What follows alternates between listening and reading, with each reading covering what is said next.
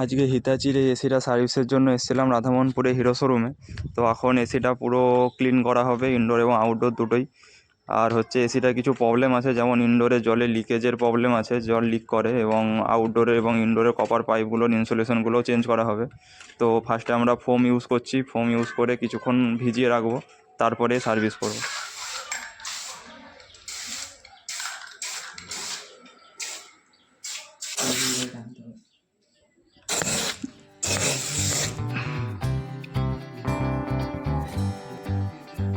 ঠিক আছে।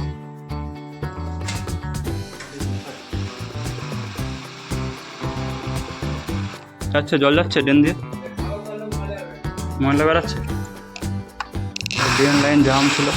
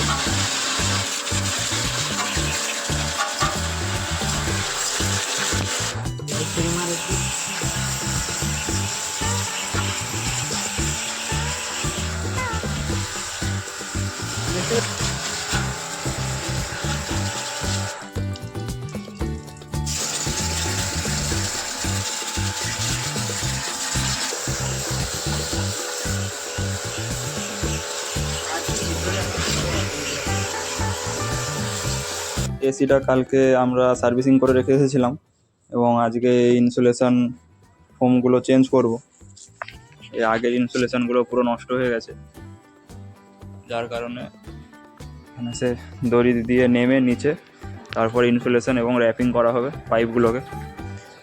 কারণ এখান থেকে একটা কুলিং লস হয় এবং পাইপটারও একটা কোয়ালিটি কমে যায়, যার কারণে ইনসুলেশনটা করাটাও খুব জরুরি। তো চলো বন্ধুরা, শুরু করা যাক। এখন পাইপগুলোকে একটু চিরে নিয়ে তারপরে এর ভিতরে ঢুকিয়ে পুরো র্যাপিং করা হবে। র্যাপিংও নিয়ে চলে এসেছি।